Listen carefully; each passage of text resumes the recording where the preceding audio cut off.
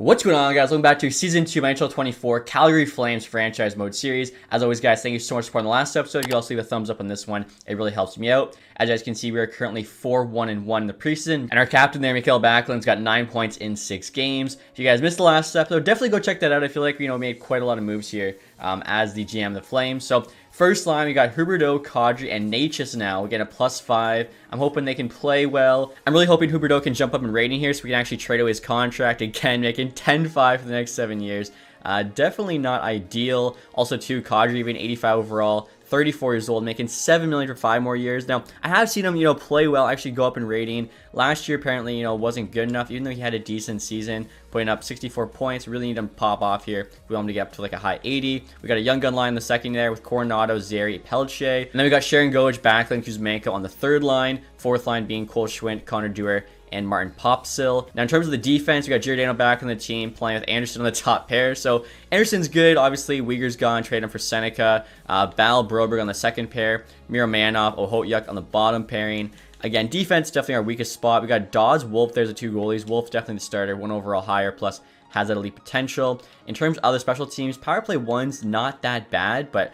And you can see they get a +5, but pretty big drop off here. Power play 2, -3. Even the four-man's first gets a +5, second gets a -5.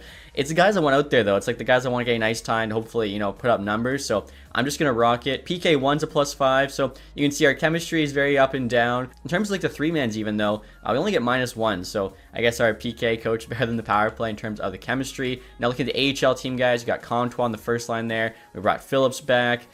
Dewar's in the second line there with Gabe Perreault. Made a nice trade for him. Hansek's now in the AHL after being drafted 2023. We traded for Ty Voigt as well. Defensively, you got Bruce Wicks on the top pair. Probably like the only guy that'll actually ever make the NHL team. Vladosh is actually starting goalie. A lot of people asking why I pronounce his name that way. If you go like eliteprospects.com, they'll actually pronounce it like in the native tongue. So in Czech, I believe it is Vladosh, not Vladar. So hopefully I'm right about that. Just don't, sound like an idiot saying it that way. No change, guys, to the captaincy. So before we get started here with the sim, I'll first show you our ratings. Definitely higher than they were last year, I think. Yeah, we got 92 offense. The offense is higher. Defense is lower, only 77. Then 86 goaltending, I think, is actually a bit of an improvement as well. So interesting year. I do plan on, not being great again. So we do got to get our first round pick back. You guys pointed out Montreal currently has it. So I think that's our first order of business. So like I was saying, guys, right now Montreal has Calgary's first round pick in 2025 due to the Sean Monahan trade. Now, in real life, that pick's top 10 protected, in which case they would actually get the Panthers pick that the Flames got back in the Tkachuk trade.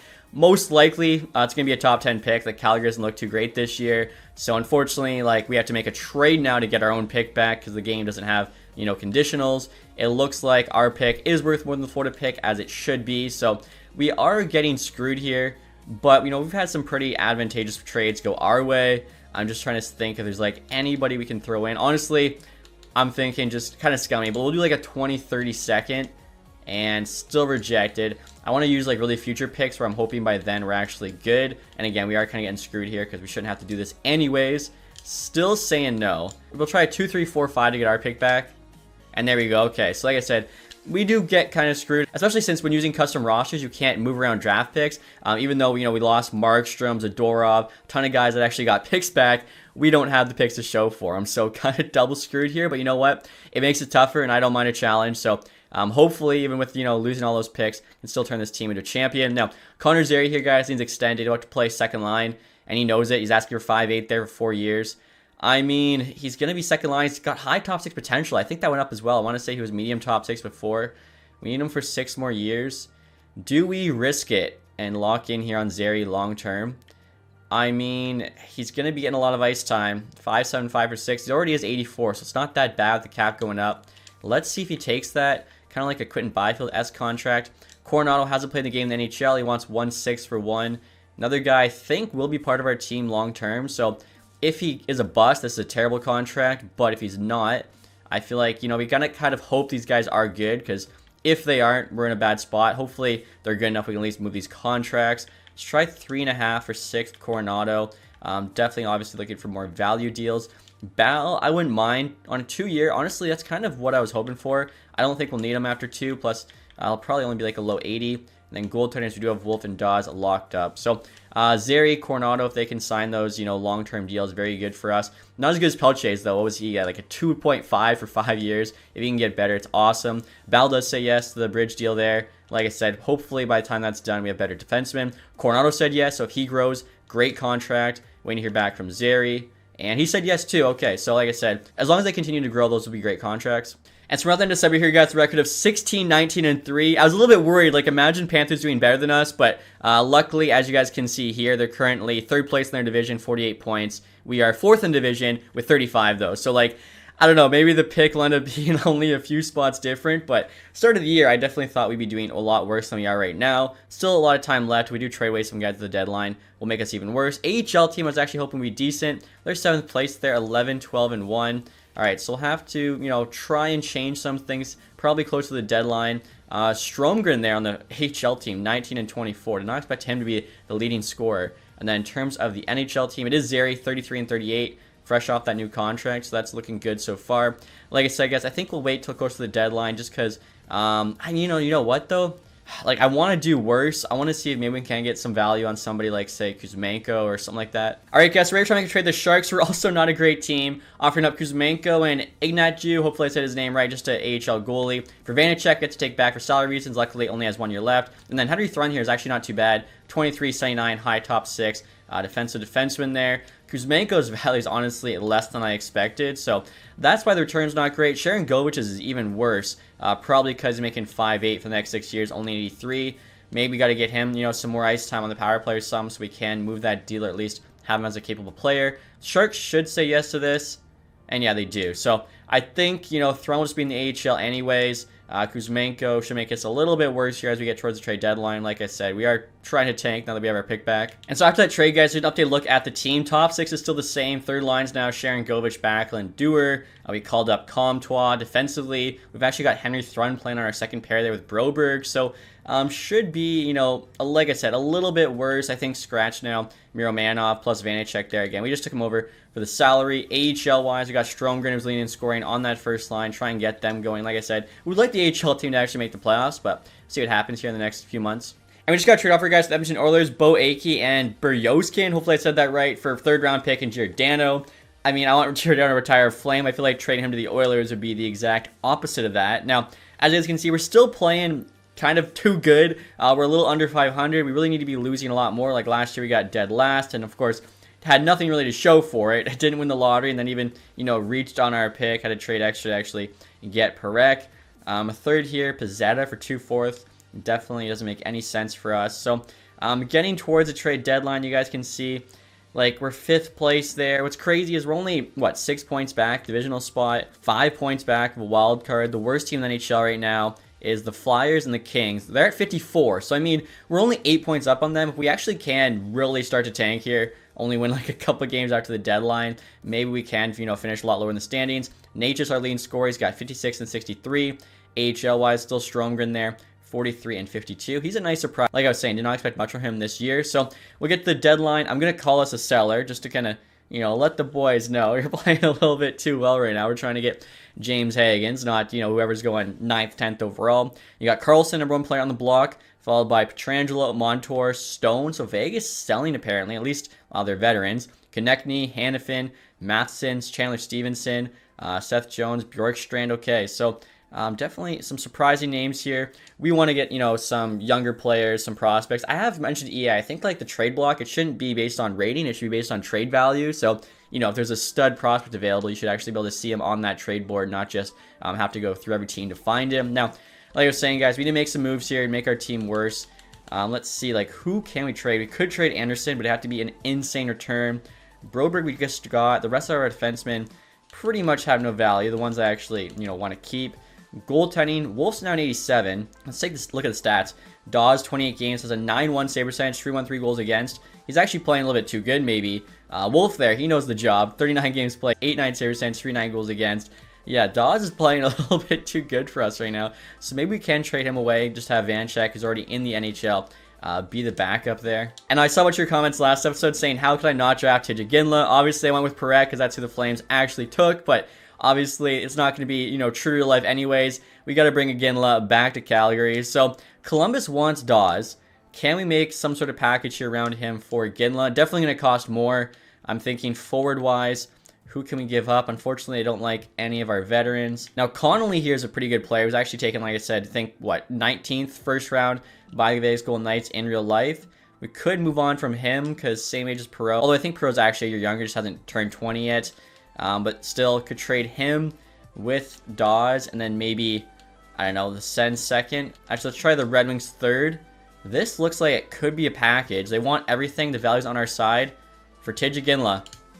Trades accepted. Let's go. Okay, so everybody can be happy now. Ginla's back in the team. We also trade away Dawes, who was playing too well there as the backup. He was actually getting almost like probably like a third of the games. Still looking to trade, you know, another piece here. Again, it's got to be an older guy. Kadri, I mean, he's on the thumbnail. He's probably the future captain when Backlund's gone. Speaking of, maybe could move on from Backlund, although the value there is just like, what are we even getting back? Also, Coronado here now at 84 already, so I really like that contract we signed him to, 3.5 for the next 6 years. I'm also curious here, guys. So Huberdeau, he's got 47 points in 64 games. That's not terrible, so he's probably going to have, you know, 55, maybe 60 by the end of the season, which, like, for, say, an 85 overall getting paid $5 million is not that bad. Making 10.645, it's definitely a bit too much, I would say. And you know, I just realized, guys, I think we might have been slightly under the league minimum salary cap to start the year, because I feel like Wolf, we did not sign to 229. Also, Natchez, we signed him to 8.8. He's now making 8.935. So I messed up. I didn't realize we were just under the league minimum, which made all of our contracts worth slightly higher, which obviously makes it slightly harder to trade them. So my bad there. You need to manage the cap a little bit better. Now, I did mention maybe trading Backlund. Honestly, he's played his entire career with the Flames. I like, you know, keeping those guys around. I think it's pretty cool. I'm trying to think, like, Huberdeau, maybe somehow it can make happen in a trade. And you know what, guys? I almost never use the find trade feature, but I'm going to try it here with Huberdeau. Usually it doesn't work. Like, it straight up won't find you a trade if you say you use a really good player like McDavid, or like the trades you get offered aren't great. But let's see. Huberdeau, one offer. Wow. Okay, so we just want to dump his contract. The Sharks will give us Granlund, a fifth, and Ruda. That's not terrible. Oh, I just, like, we're right now, like, we aren't even hitting the salary cap floor minimum. Do we hope, like, if he has one, you know, one decent year, you can get to like an 87, all of a sudden we can actually trade him for something. But if it goes the other way and, like, he's terrible, we can't trade him for anything. So this is a tough decision. I wonder, can we, you know, get something better here back from the Sharks? And look at this, guys. I waited too long. Assets no longer on the team. I assuming they trade away Granlund or Ruda. Again, I feel like we can get Huberdeau up to like 86, 87. The thing is, he's 31. So basically, it has to happen like this summer, because once he hits 33, 34, his value will start to drop again due to like age reasons. So it's kind of risky, but I think maybe we wait like one more year to trade him. If that's like the return we're getting, we obviously can look around and see if we can trade him somewhere else for a much better return. All right, guys, so here's the offer making the Vegas Golden Knights. Huberdeau with Sun-Eve there, prospect, unsigned, medium top 9, a third-round pick for Pietrangelo on the block, 89 overall. His value's not that great, though, and that's what I was talking about with, like, the age thing. Even though Pietrangelo's 89 overall, he should have, I think, more value than this, but it's because he's 35, and he's also making almost $9 million for 2 more years after this one. I'm worried that could happen to Huberdeau. If they say yes to this, it would be kind of crazy. We'll see what the Vegas Golden Knights say. The value's on our side. Trades rejected. Done an admirable job making a fair offer. Okay, so I offered up a third-round pick like 3 years from now. I don't know, a third and a fourth with Huberdeau. And it's going to go through. Oh my gosh, do we do it? Do we move on from Huberdeau? I feel like that contract, he's only an 85 still, even after playing first line last year. This year, he's on pace just for another 55, 60-point season. The cap flexibility it gives us. And the Pietrangelo could even flip potentially, you know, to get something back, make up the picks at least. I think if we're trying to do a full-blown tank, yeah, trading Huberdeau makes sense. He goes to Vegas, of course, isn't, you know, afraid from, you know, making those big-time moves. So very, very interesting here. Of course, Vegas is in our division, so if Huberdeau does turn it around, he is going to want revenge on us for sure. But I'm really curious. All of a sudden, Vegas Golden Knights there. Yeah, Eichel, Stone, Hurdle, like an interesting team. Defensively, without Pietrangelo, they got Theodore, I guess, Hannafin, McNabb. They're still looking okay. You guys can see we still have about, you know, 20 million there in cap space. All right, guys, I'm running out of time here, but I'm trying to flip Pietrangelo with 50% retention to increase his value. Ottawa here has Latin on the block, an elite potential defenseman. He was actually taken 16th, 2024. They stole him. Could be a stud for us in the future. Perron's basically a salary dump at $4 million. Same with Amadeo. I feel like, you know, we have the salary cap space right now. If we can get an elite potential player out of Huberdeau, essentially, right? It's almost a three-way trade, but we are retaining that salary. Would be a great return. Value's on their side. They said no. I kind of figured that. We'd have to definitely, you know, make it more worth their while. I don't think I have enough time. It was just really complicated with all the cap stuff. Like you saw, I was retaining, adding guys.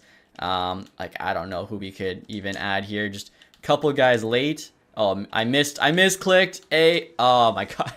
I'll have to try it at the draft maybe, but I was trying to do something big there. Hopefully Petrangelo doesn't drop below like an 88 and we can, you know, flip him for assets here, unless, I don't know, somehow we're a competitor next season. So look at the trades. Ilya Nabokov, no relation of Evgeny, going to the Stars there. Lafferty, the Stars. David Savard, the Oilers. Again, our trade for Petrangelo. Will Borgen there, the Red Wings. Brody, the Blue Jackets. Adam Jaracek to the Blue Jackets. Interesting. Let's see. Golden Knights there. Avs get Granlund from the Sharks. That is who they traded. Guliev going back the other way. Pretty solid defensive prospect. Jared McCann gets traded by the Kraken for John Carlson. That's actually a bit of a blockbuster. Provorov to the Leafs. Kuzmenko got flipped by the Sharks. Pretty funny to see. Jason Dickinson there, the Wild. Tidjaginla, of course, we just brought home. Alexiak to the Panthers. Easton Cowan gets traded to LA by the Leafs. Dylan Duke to the Devils. Gavrikov there, the Bruins. Pavel Zacha going back the other way to the LA Kings. Kind of sucks for him because Kings, like I said, are tied for last place right now. So I don't know how Jason Dickinson trade was big. The McCann-Carlson one definitely was. So I'll take a look at the team now after all the moves. Like I said, hopefully they play worse. And so after the trade deadline, guys, here's an update look at the team. I got Sharon Govich on the first line. Like I said, try and get him some extra stats here end of the season. And I feel like the young gun line there is playing really well. I mean, Zario's our leading scorer. Coronado's up to 84. I'll keep them together. Thirds now, Dewar, Backlund, and Papasil. So, I mean, two of the guys start on the fourth line. Comtois, Rooney, Schwintz, now the new fourth line. Defensively is actually better. Anderson, Petrangelo is kind of a nasty top pair. They get +5. Kind of crazy. Like, Petrangelo's same brain as Weegar. We got Seneca back, though. Dumped Huberdeau's contract, and now we have, you know, Petrangelo can still trade away. I feel like we did some pretty good work there. I should put Jordan on the left side, Broberg on the right. So, again, I think, you know, it was the right move. Dustin Wolf as well, 87 now with an X Factor. He's got the handle it one-on-one saves, boost team energy. All right, that's good to see. Vanchek getting a try there as the backup. AHL team, I think, you know, is looking worse because some guys have gotten called up. So they're probably not making the playoffs, but, you know, it's for the greater good. Hopefully, like I said, this team can finish a bit lower and we can maybe even get some luck and win one of the lotteries. And so we're now at the end of the season here, guys. Record of 38, 40, and 4. I was hoping to lose a bit more games than we did after the deadline. What's kind of crazy is, like, I'm seeing a lot of L's there, but a bit too many W's. So in our division, we actually finished 5th place, which is kind of crazy. We tied the Golden Knights, who we made that blockbuster with. Sort of blockbuster, you know, both past their prime, but Huberdeau for Petrangelo. The Sharks there, 69 points. Might have been last NHL. We actually finished below everybody in the Central, so it shows you how bad the Pacific was. We also finished below everybody in the Atlantic. I mean, the Canadians, 86 points getting last. Some years, if you get lucky, you could squeak in the playoffs with 86 points. Over in the Metropolitan, we did finish above Hurricanes, Capitals, and Flyers. So I think we're like 8th last in the NHL. AHL team did finish with positive record, 36, 28, and 4. And it looks like there might be a couple games left. They could potentially get a playoff spot. So that'll be fun to watch. Stromgren there, still leading score, only 45. In the NHL, it actually ended up being Natchez there with 72. So take a look and see how everybody else did. Like I said, I'm hoping Sharon Govich got going a bit. Zary behind him, 66, minus 32. All right, so we had a good year, but the second line plus minus pretty bad. Pelche minus 31, Coronado minus 29. Did grow, I don't know. Him having 55, rookie season, not bad. Anderson almost 60 points. Pelche almost 60. That's huge from him. Last year, yeah, he put up 30. So, like I said, I like the second line. Kadri pushing 60 points. Let's see, Sharon Govich there ended up getting 40. Backlund had the same. Broberg 36 is actually not that bad. Let's see, Petrangelo here with us. There's almost a point per game, so yeah, maybe he was the reason that our team didn't tank as much as we did, as I'd hoped after the deadline. Dustin Wolf here, numbers aren't great, but for him, we're more worried about that growth. He's 87. He'll be our starting goalie once it is, you know, time for us to compete. AHL-wise, Perreault also had 45. Still some games left, so he could finish the scoring leader. Matthew Phillips in the 40s. Bruce Wick's 36 as a defenseman, not terrible. Vladosh there in net, 913-262, so he's playing well. And look at this, guys. McDavid put up 132. That's actually one of the more realistic sims I've seen from McDavid. 56 goals, 76 assists. I don't think I've ever seen him hit 100 like he did in real life, or even have two players like him and Kucherov did this year. Hyman, 124. The 50 goals is not too unrealistic. The 74 assists is. Matthews, 115 with 70 goals. Oh my goodness, he actually hits it. did what he couldn't do in real life this year. I actually made a video like a couple months ago trying to see what was hard to do, 70 goals or 100 assists. You guys can go check that out. In this sim, obviously, Matthews at 71st, very cool. McKinnon, Draisaitl both 114. Makar 113. Kucherov there. Bedard had 103. Oh my goodness. Gensel 102 with the Lightning. Now that's it for the 100-point scores. Honestly, not too unrealistic of a sim. Definitely a high-scoring year, but like the highest guys are actually a little bit lower, and then obviously just more guys in that low 100 range. In terms of defensive scoring, obviously it's Makar. He's always up there,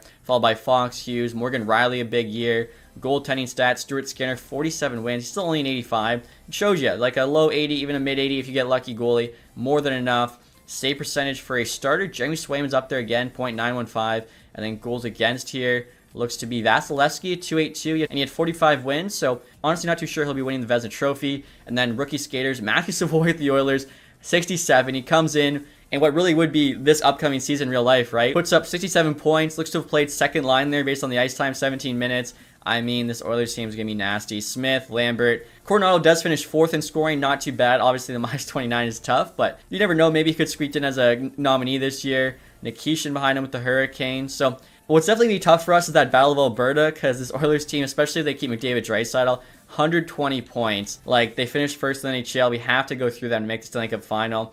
Boston kind of gets screwed there, finishing 15th, not making it. So we got 26th in the NHL. So I miscalculated slightly. We have the 7th best odds there to pick first overall, which, you know, isn't amazing. Goals for here. We're at the bottom of the league, so we're scoring pretty good, which is surprising because we don't have a ton of forward depth. At least I didn't think we did. Goals against here, we had the second most, so just kind of show our weak defense there. Like I said, still have a chance to make the AHL playoffs, so we'll see if that happens, because I think that'd be good for those guys, even though I'm not sure how much it affects the growth or whatever getting playoff games. You really think it should, but I think there's a lot of things that you think would, but don't. It's just more random numbers. I see we lose the 2 games there that were must wins. We lose a 3rd game, so yeah, we're out of it. I can't believe AHL team probably had to go like 3-1, and they go 0-4. So it's just typical. And the playoffs are now complete, guys. The Colorado Avalanche there win the Stanley Cup, so that's their 2nd cup in 4 years. Calgary Cup champions there are the Springfield Thunderbirds. So I'll take a look. Draft lottery should be coming up here pretty soon. I guess first, let's take a look at the playoff tree, the awards, all that stuff. Look at the playoff tree. The Avs beat the Stars there in 7, round 1. Jets in 6. Oilers in 5. And then the Senators there in 6. Wow, I didn't expect to see the Senators in the Stanley Cup final, but good for them. They went through the Panthers, the Lightning, and the Penguins. I think that Penguins Eastern Conference final would actually be a rematch of, 2017, 8 years prior, when Carlson almost carried the Sens by the Penguins before they lost. So like I was saying, guys, yeah, Avs, 2nd Stanley Cup in 4 years. Oilers are actually back-to-back President's Trophy winners. Individual awards, McDavid, absolute domination, 5th straight Art Ross Trophy. He also gets the Hart. James Norris, though, goes to Makar. That's back-to-back years, 3rd in 4 years. McDavid gets another Lady Bing. Savoy gets the Calder there. Like I said, these Oilers team, the fact we have to get through them to go to the Stanley Cup, the Avs team as well, you're probably going to have to go through. We got a tough road, so we got to really stock this team up, make them as competitive as possible. Plus, the longer we take, hopefully, the worse these teams get. Vasilevsky there actually gets the Vezina, along with William Jennings. Polak, Bill Masterton now on the Stars. Arizona coach, which really the Utah coach, gets the Jack Adams. Crosby, Selke, McDavid, Ted Lindsay, and then Matthews there, of course, with Maurice Richard putting up 70 goals.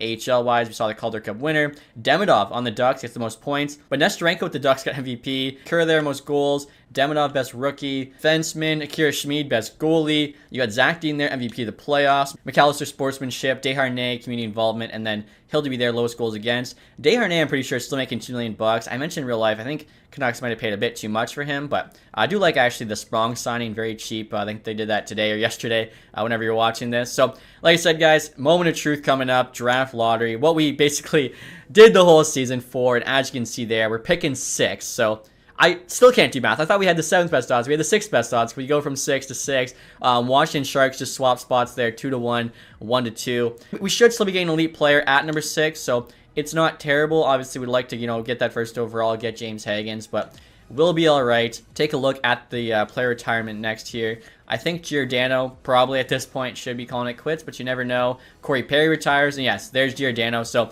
does retire a Flame, which is what we wanted. Unfortunately, could not get him at Stanley Cup. But I mean, we kind of knew that. He was being part of the late rebuild here. Jack Johnson there, Strollman, Derek Ryan. So really not too crazy in names, goaltender-wise, Halak, and Roth. And so we're getting to the draft right now, guys. Like I was saying, hopefully there's still a stud available for us at number 6.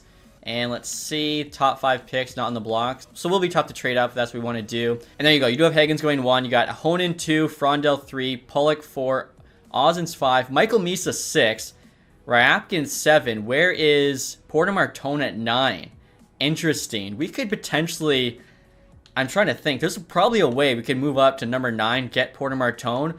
Imagine him, Michael Misa, to build this team around. I'm thinking, too, like, in real life, the Flames actually drafted Luke Misa, Michael Misa's brother, like, 5th round this year. If we get Michael Misa, which I'm hoping we do, like, he's supposed to go 6, we definitely got to go get his brother, because, like I said, they got him in real life. Unite the brothers would be pretty sick. Okay, so I'm actually not too upset right now missing out on first overall.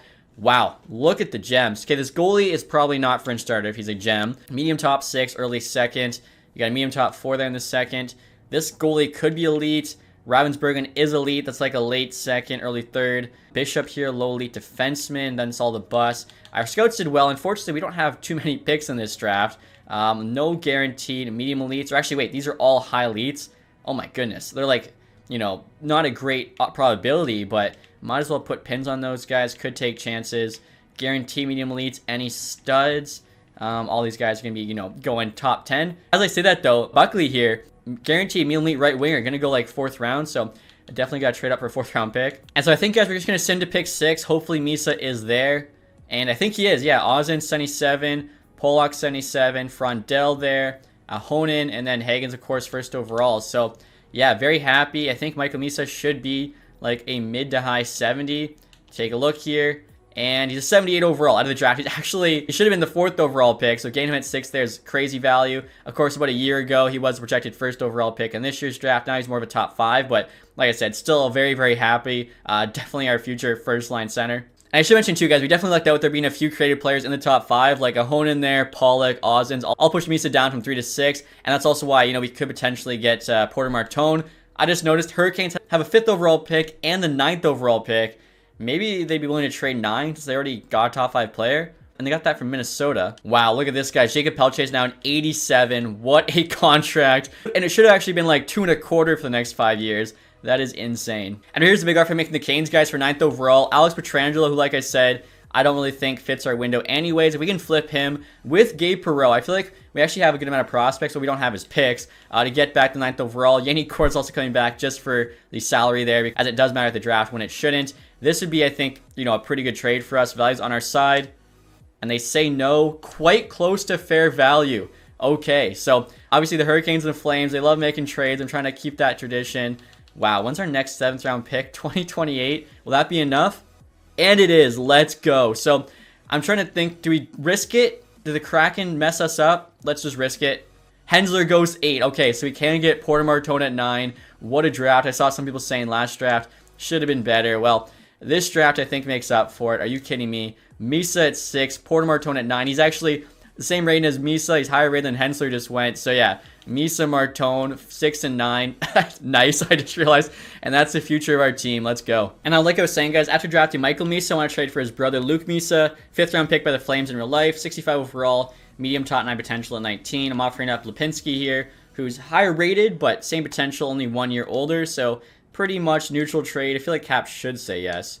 And yeah, they do. Okay, so there we go. Got the brothers reunited. Still would like some more picks in this draft as well. You guys can see we only have a 2nd and a 7th. And there's a lot of, you know, good players we found already on that draft board. So, got to make some more moves, I think. Now, next year, guys, this trade looks like it's a lot more than it is. I'm trying to trade Detroit's 4th rounder next year for their 4th rounder this year. So we can get that guaranteed elite player. Supposed to go around 100. I'm offering up Papasil as well, who they like to make this trade happen.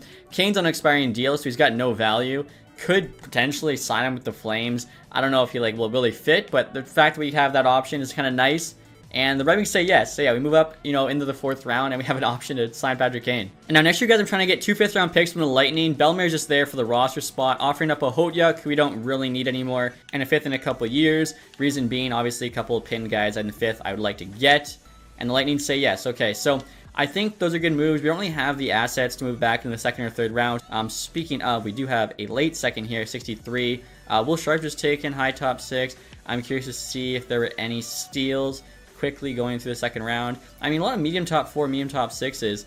towards the beginning of this. So those are some pretty good prospects, honestly, but not seeing any elites. And then the first round, obviously, we know kind of how that top 10 happened, but after Martone's pick, you get a couple more elites all the way to 11. Did anybody else get stolen here in the first round? Doesn't look to be the case, but still some pretty good players. So let's see who we can get here with our second round pick.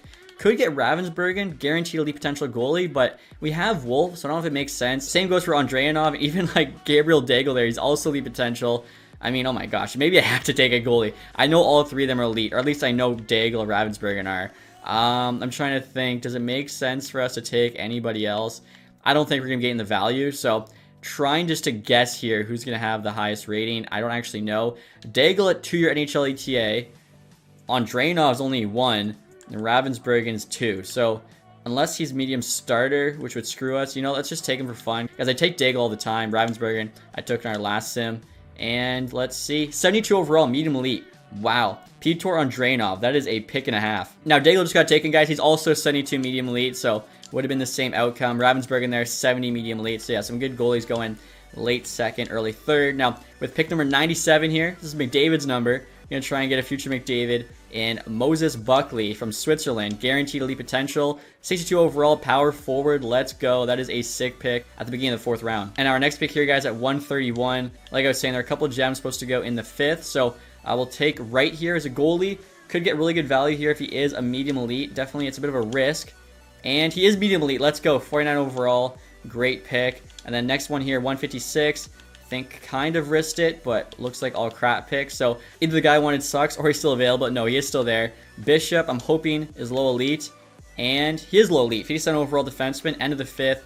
Not bad at all. So we actually have one more pick now in the seventh. This is going to be, I mean, we can honestly maybe trade this pick if no one's there. Fringe goalie doesn't really do anything for us. I mean, this guy could be medium elite. I highly, highly doubt he is.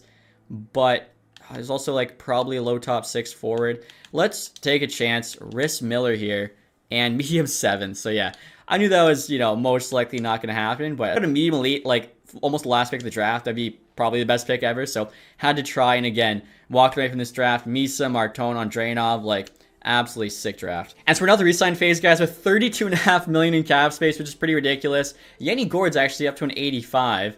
I mean, we could potentially bring him back, have him play like third line for us. I guess I should look position-wise. He'd be our 4th best forward. Could also sign Patrick Kane there. Like, we have so much money, but there's probably better players in free agency, although 3.5 for him is very fair. What's Patrick Kane want? 2.5. Is he coming off like a decent season? 47 points, 82 games, not too bad. I signed Kane all the time, though, so I'm going to let him, you know, maybe go back to Chicago or something, because I feel like we could sign like a real star to be, you know, play in our top 6 just for, you know, a year or two till the younger players are good. But I think Gourde maybe would be like a super third liner for us. 2 years. If he does like 3.25, bring him back. I think that'd be kind of cool. And in terms of the defense, guys, you can see we definitely have to spend some money here. So we got Anderson, Broberg, Bal, Miramanov. I honestly want to trade away. I didn't realize he was making 1.3. Probably just bury it for this year, though. Thrun, I'd rather have on the bottom pair. 1.2 for 2. It's not that bad either. If we can get him on a 1.1 fully variable, that's a lot better. Yermo, Kuznetsov, they're just AHL guys. So yeah, like league mins, all they'll get. And now in terms of the goalies, guys, so Vanacek, I don't see us bringing back. Vladosh could be the backup now behind Wolf. Sergeev there, Cooley, decent AHL tandem. Andreanov, we can just wait on a year. Merrick there, of course, right, we just drafted. Let's see, Vladosh, league min. I mean, for a backup, that's actually really good. He gets like a bit more money, but okay, yeah, let's do 3 years, 900K. If he just gives us decent numbers as a backup, that's a steal. Now, Bellemare, 40 years old. We just took him back in the Lightning trade. We're not keeping him. Misa, Martone, they're both 78s. I think it makes sense for both of them to go back to junior for 1 year. Come into NHL as, you know, an 80-plus player. I think we'll have a lot more success. Just released a bunch of, like, kind of crappy AHL players. So you can see we got a good amount of contract spots. We can sign some better AHL players. Try to actually make the AHL playoffs for the first time. Can't believe that hasn't happened yet. And again, lots of money here we can spend. I think the main thing is bringing in at least 2 top 4 defensemen. Although, I don't know. We want to bring guys in. We also don't want to bring them in too soon. Like, I don't see us competing for Stanley Cup next year. So us being bad one more time might be very beneficial. Vladosh not happy with the team success. I mean, okay. Henry Thrun said yes. Gourde said yes. Rest of these guys are just AHL players. I feel like Vladosh, we just pay him a bit more money. He'll change his tune. And yeah, there we go. An extra 100K a year. And all of a sudden, he doesn't really care how good the team is. So let's take a look here. Do we have anybody left expiring? We do not. We have $30 million. We could ice this team. It wouldn't be great, like I said, especially on the back end. But forward-wise, like, we actually wouldn't be too terrible. Kadri, I just noticed, though, is down to 84. So need to get him going. Maybe, I don't know, play him second line with some different, players. Although, around 60 points the last 2 years isn't that bad either. I guess just sometimes, like, the older players will, kind of age worse, I guess, and drop in rating, where sometimes, they found the fountain of youth. And again, Pelche there, what a contract. And so around free agency here, guys, I accidentally simmed the first day. Hopefully, no day one signings, unlike real life where it's like $1 billion worth. You got Kurashev there, RFA up to an 89. That's got to just be all basically playing with Bedard. Let me sort this by rating. You got Claude Giroux there. Now, if we get him at like a 1-year deal, trade him with the deadline, that actually is kind of more what we're looking for, opposed to a long-term contract. Konechny, Nyquist, speaking of, only wants a 1-year deal. Okay, interesting. Larson, Jeff Skinner, Velarde. All right, Pacioretty there up to an 85, so he's had some decent seasons. Really no stars, especially, I said how we need some defensemen. So Larson's the best one, but he's 32. Provorov, 28. Gavrikov, 29. Like, there's no one I'm really looking at who we can sign long-term and really be part of this, future team. So probably looking at short-term deals, like a Braden McNabb there wants 1 year. And then just out of curiosity, goalies, Shesterkin hits free agent market. Are you kidding me? So obviously we're going to go with Dustin Wolf, but some team is about to get a lot better in goal. Even Andre there's an RFA, 87. Freddie Anderson, yeah, so some very good goalies. Two-way wise, take a look here. And you have a high starter, Herapel. What the heck? 2076, Arizona, really Utah.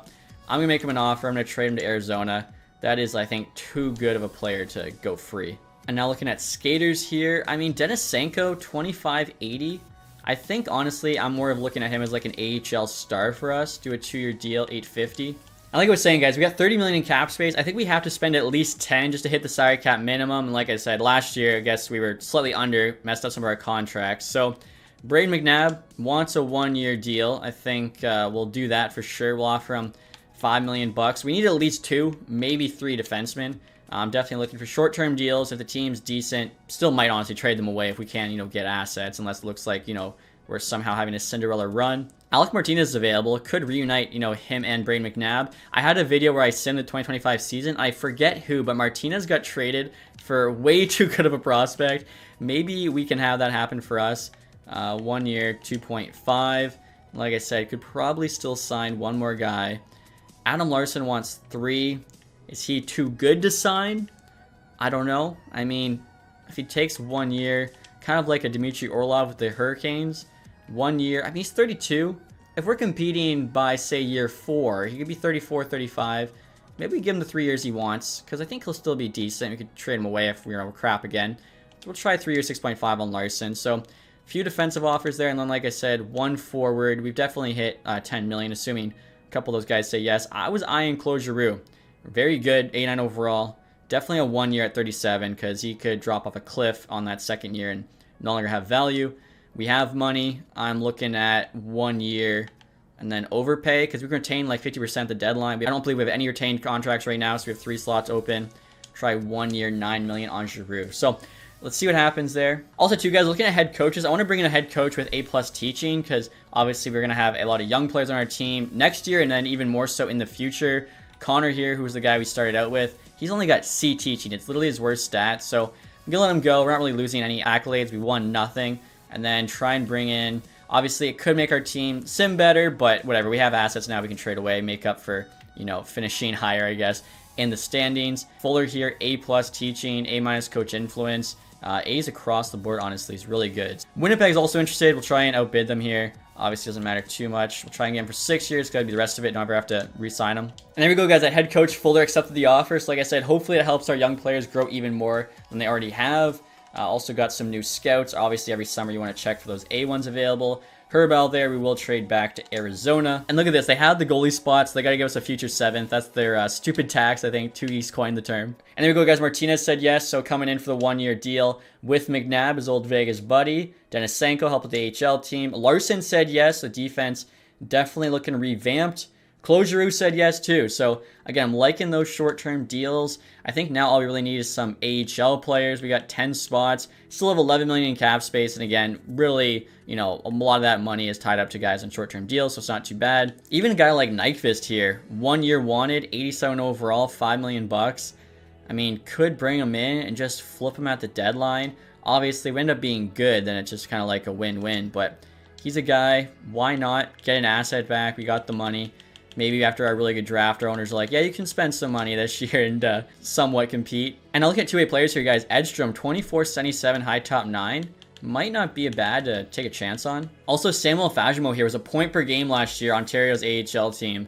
25.79. Let's give him a deal. Again, try and make this AHL team a bit better. Alexiev even, 25.79 defenseman. I think, yeah, 2-year deal. Again, we're just trying to make that AHL team more competitive. And I was looking through here, guys. I'm also going to sign Nolan Foote, 24.79, medium top 9. Roll their fourth line forward, so could be fourth line forward for us, could be AHL player.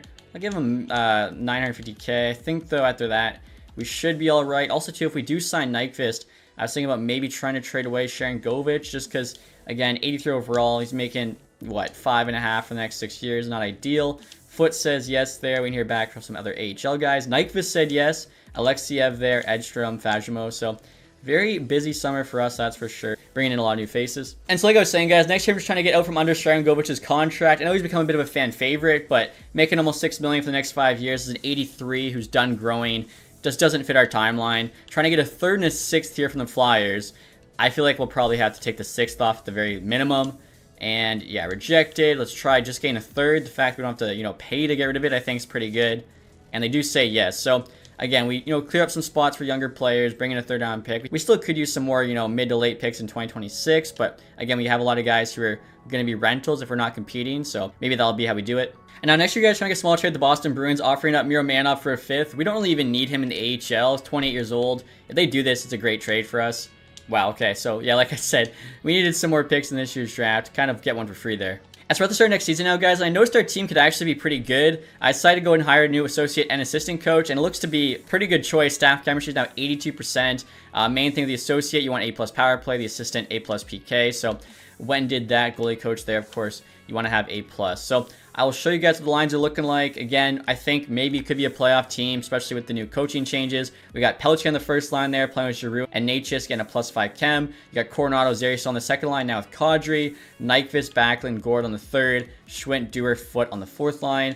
Nyquist is higher rated than Kadri, but we do have Kadri locked up for still quite a bit. So unless he retires, need to get him going. Want him at least playing second line minutes. Defensively here, Anderson Larson top pair gets a +5. You got Broberg McNabb on the second, get a +2 with Ball and Martinez on the bottom, which I don't think's that bad. Goaltending, Wolf actually dropped in rating losses X factor, but still an 86, still has elite potential. Vladash backing him up. AHL wise, Sergey the starter 78. Look, the rest of the team, you got Denisenko there. I didn't even realize Edstrom's 6'7", so really kind of cool first line center in the A. Fagemo, of course, you brought in. Phillips still there.